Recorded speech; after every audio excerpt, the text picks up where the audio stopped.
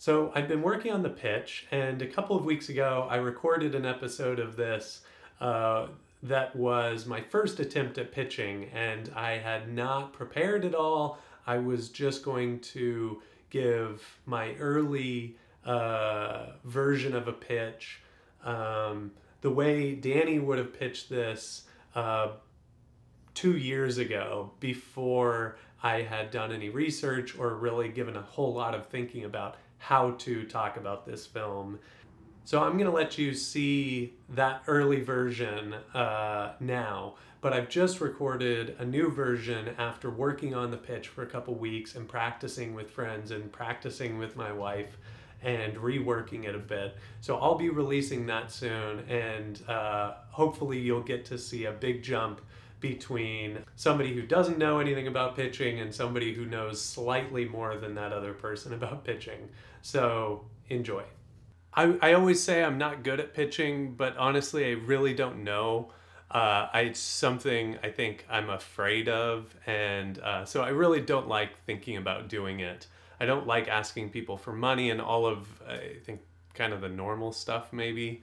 But anyway, it's also a problem of just talking about my project, which is the whole reason I wanted to start doing this vlog, is to force myself to talk about it. So I'm gonna do that today. And as my audience today, I was planning to talk to the camera, but then I thought I need to get used to seeing a face. It's a little weird looking into a camera. So here's Mark Cuban from Shark Tank. He's gonna be looking a little doubtful about investing in me. So hopefully that'll help me get used to preparing for those no's. Okay, so here goes. This is my first take, no practice. So first, Mark, a little about me. I didn't take the normal path. I didn't go to college. I wasn't into school. I didn't go to film school, certainly. I didn't go to college, and I didn't take the path instead of... First, I want to tell you a little bit about my story, how I ended up here. Growing up, I knew I always wanted to be a filmmaker, but I couldn't sit still in class, and I didn't take the normal path that many people take to get to their careers. I didn't go to school. I didn't get a degree in college. I did drugs, but I did them pretty intentionally. I really wanted to experience a story worth telling. So my takeaways were that drugs are dangerous.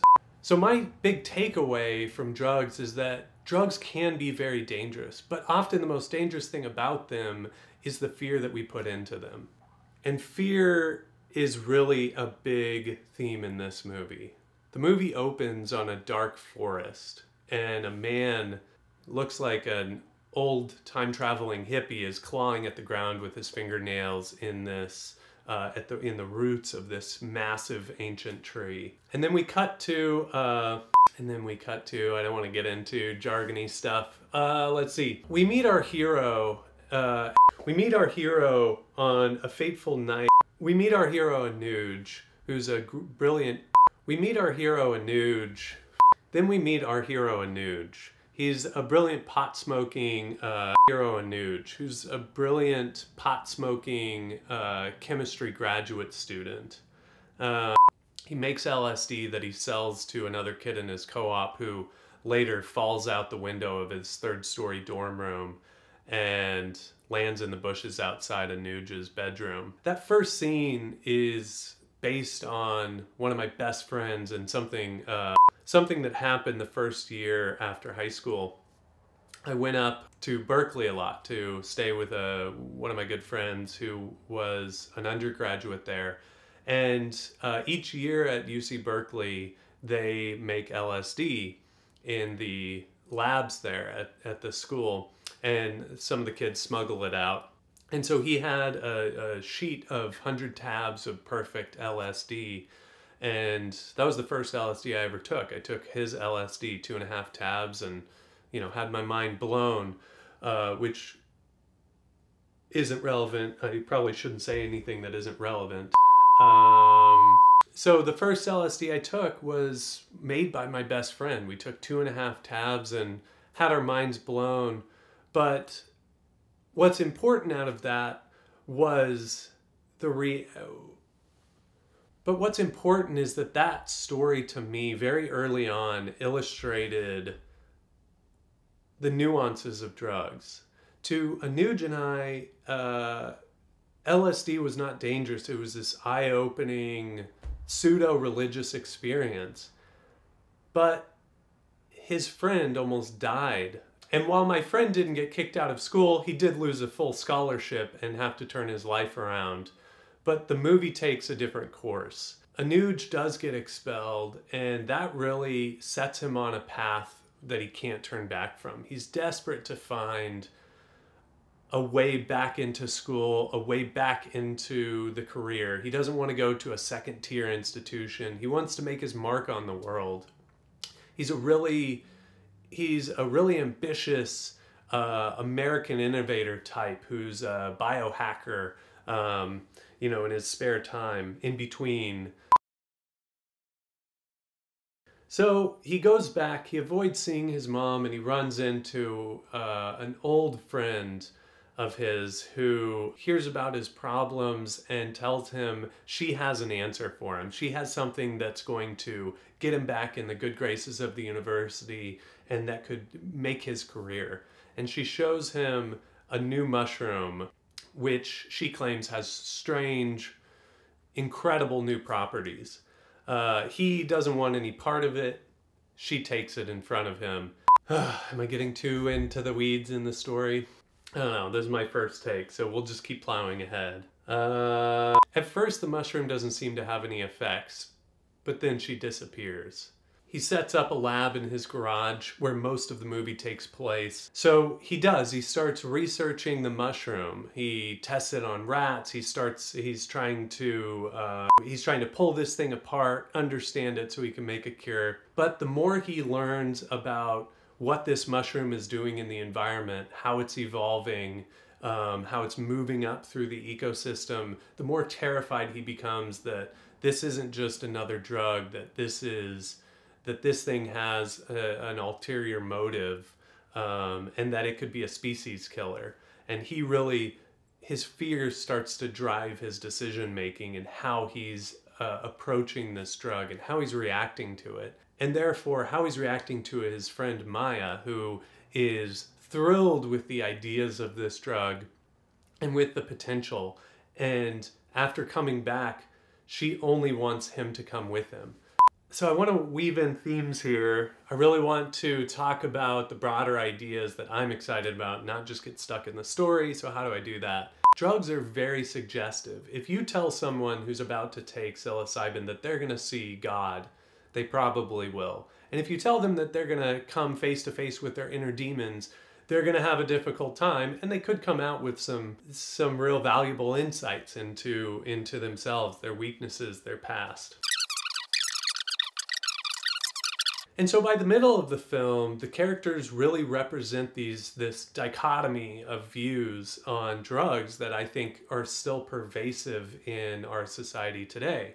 On the one hand, you have Maya, who sees the glories of drugs, who sees the potential, and she sees it mostly with rose-colored glasses. On the other side, you have Anuj, who just wants to kill this thing because he sees it as a spreading disease that could wipe out humanity. So in my notes I've written, Maya takes the metaphysical, esoteric view, but her wide-eyed look makes her look crazy to Anuj, and therefore to us. I kind of like that idea. Maya takes the esoteric view, but she ends up looking crazy to Anuj, and therefore to us. We start to disbelieve her ideas of what she witnessed, what she saw while she was on the other side.